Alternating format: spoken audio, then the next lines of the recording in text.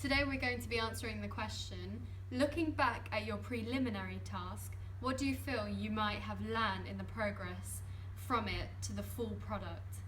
Well, we wrote various points for this and we're just going to be informally talking about them. So first, it's obviously how to shoot. So we remember in our continuity task, we couldn't hold a camera. Do you remember? And so we just remember we weren't even using the 360 degree rule, no, 180 degree Yeah, rule. 180. And then it just looked ridiculous. But then we got some guidance from our peers, and in the end, you filmed it, and I think it looked pretty good. Anyway, so compared to that, from our final product, it's completely different. So, we thought about lighting.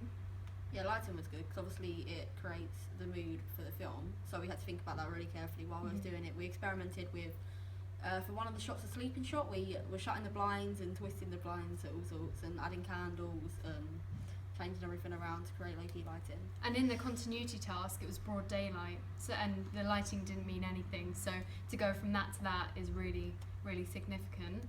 Editing is another thing. We didn't have a clue how to edit. We don't even know how we managed to edit the continuity task. We used a program on Sophie's computer. I'll write it down in the blog post because I can't remember it at the moment, but you'll check when you get home. And that's how Sophie just put it together. And we used obviously Premiere Pro, which was much harder. So editing is a key thing. We had to cut so many clips and we had to incorporate soundtrack, which we didn't have in the continuity task. So obviously there's another big difference. So going on, how to put a sequence together effectively.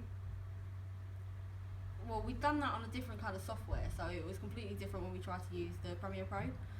But I think we learned quite well. We did. Because obviously we had no clue how to cut, how to stick things back together, how to move things up. It was ridiculous, but I think we've done pretty well teaching ourselves that. Another thing is organisation and timekeeping. We had when we were set our continuity task, we just had one day to do it, and it was in lesson time. So we'd done it in the lesson time. Well, we'd done auditions the lesson before, and we just had about lesson to do it. But with the final product, we had months to do it, and that really affects timekeeping. I mean, the production diary, we had to write everything down. We had to plan what days we were filming. So that's an obvious big difference between the continuity task and then the final product. Going back to editing, did you want to talk about the whole fluency and continuity, how it all flows?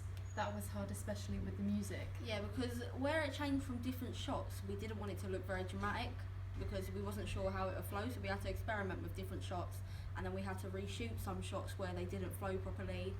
But we kind of developed that when putting titles in, so it broke it up a little bit. We thought it looked a bit strange, but then adding the final touch to it made it look a whole lot better, so we was originally worried about it.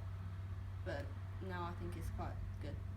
So obviously there is a huge difference between the continuity task and the final task, and because the final task is much more demanding, have more time to do it, so much more planning, so that's really it.